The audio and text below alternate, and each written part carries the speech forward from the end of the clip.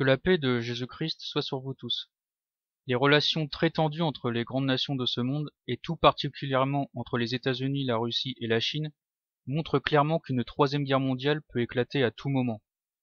La situation catastrophique au Moyen-Orient, les armées américaines et de l'OTAN qui se déploient aux frontières de la Russie, de la Chine et de la Corée du Nord, cette course à l'armement qui n'en finit pas, où des missiles sont maintenant capables de détruire des pays entiers, les guerres civiles qui menacent l'Europe, l'immigration organisée par les élites mondialistes afin de tuer les nations, le terrorisme islamique utilisé toujours par ces mêmes mondialistes afin d'effrayer les gens et les obliger à accepter les lois qui les privent de plus en plus de leur liberté.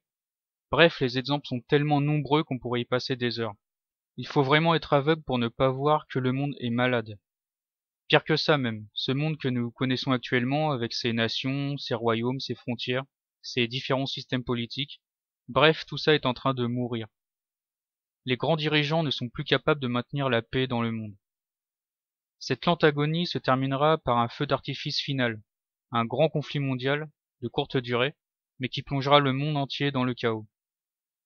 Les peuples affamés et noyés sous les bombes seront alors heureux de voir cet homme séduisant leur apporter la paix et la sécurité. Je parle bien sûr de l'Antéchrist et de son gouvernement mondial. La majorité des gens à ce moment-là accepteront tout et n'importe quoi pour retrouver la sécurité et à manger dans leurs assiettes. Ils se soumettront à la dictature de cet homme qui se fera passer pour un dieu bienfaiteur.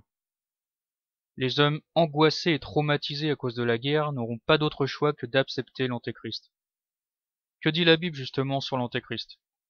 Tout d'abord, on sait qu'il va faire signer un traité de paix de 7 ans à toutes les nations en guerre. Il mettra ensuite 3 années et demie pour prendre le contrôle du monde. Nous pouvons lire ça dans Daniel 9, verset 27. Il fera une solide alliance avec plusieurs pour une semaine, et durant la moitié de la semaine, il fera cesser le sacrifice et l'offrande. Le dévastateur commettra les choses les plus abominables, jusqu'à ce que la ruine et ce qui a été résolu fondent sur le dévastateur. Ici, il s'agit bien sûr d'une semaine prophétique.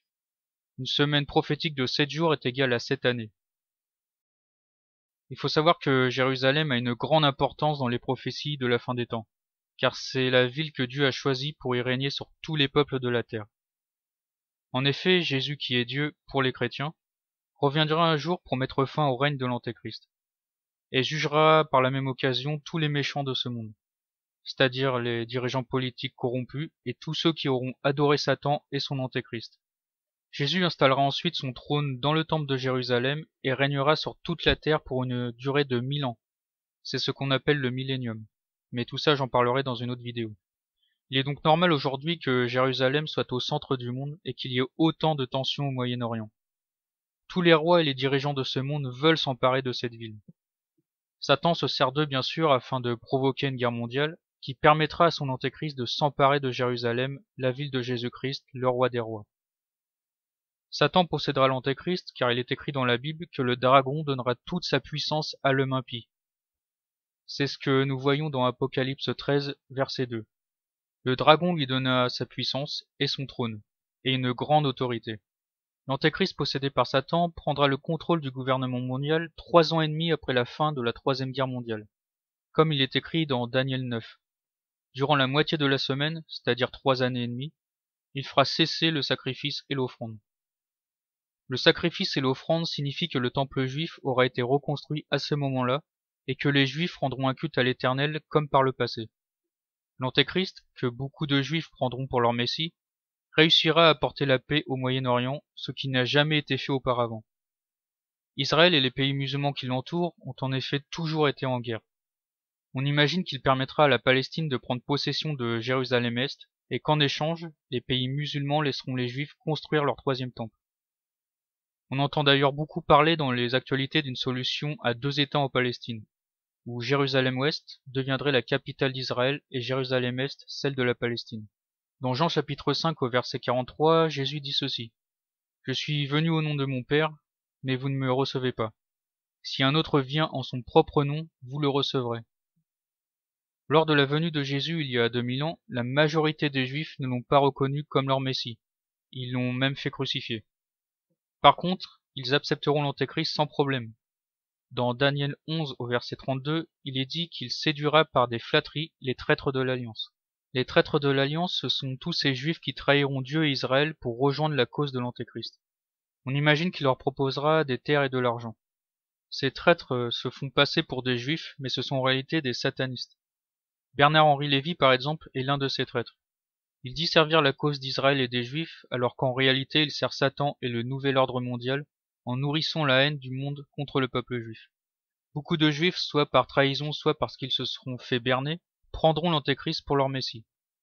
Ce sera aussi le cas de nombreux chrétiens qui n'auront pas une foi assez forte pour résister aux mensonges de l'Antéchrist. Je pense notamment aux catholiques qui prennent le pape pour le chef de l'Église alors qu'en réalité c'est un agent de Satan. C'est un loup ravisseur qui a l'apparence de la piété, mais qui en réalité a de bien sombres projets. Il travaille pour l'unification de toutes les religions. Pour lui, tous les croyants de toutes les religions du monde adorent le même Dieu. Par exemple, il ose dire que le Dieu des chrétiens et celui des musulmans sont les mêmes, ce qui est une aberration, puisque les musulmans ne reconnaissent pas Jésus comme étant Dieu. Ce pape du syncrétisme amène de nombreux catholiques sur le chemin de la perdition, en les préparant à accepter l'Antéchrist comme leur sauveur. Les croyants des autres religions et sectes prendront aussi l'Antéchrist comme leur Messie. Dans Apocalypse 13, verset 8, il est écrit que tous les peuples de la terre l'adoreront. Tous, sauf bien sûr ceux qui seront restés fidèles à Dieu. Ce culte de l'Antéchrist sera la nouvelle religion mondiale imposée au monde entier dont je parlerai plus tard. L'Antéchrist trahira les Juifs en interdisant les sacrifices dans le temple de Jérusalem. C'est à ce moment précis qu'il prendra le contrôle du gouvernement mondial et qu'il se fera passer pour Dieu. Il exigera que tous les peuples de la terre l'adorent. Ceux qui refuseront seront tués. Une partie des Juifs et des chrétiens ne l'accepteront pas comme leur Dieu. C'est à partir de là que la grande tribulation commencera. L'Antéchrist va montrer son vrai visage et va vouloir détruire les Juifs et les chrétiens rebelles. Tous les peuples de la terre qui le prenaient jusqu'à ce jour pour un homme de paix vont être surpris. La haine s'affichera sur son visage. Il ordonnera alors à ses armées de persécuter les Juifs et les chrétiens, ainsi que tous ceux qui s'opposeront à lui. Dans Matthieu 24, verset 21, il est écrit ceci. Car alors la détresse sera si grande qu'il n'y en a point eu de pareil depuis le commencement du monde jusqu'à présent, et qu'il n'y en aura jamais.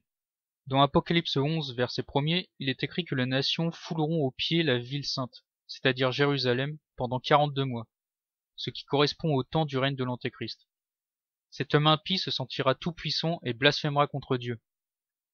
Il dira quelque chose comme Vous voyez, j'ai pris possession de Jérusalem et du temple. Votre Messie ne viendra pas. Votre Dieu n'existe pas, car c'est moi Dieu. Moi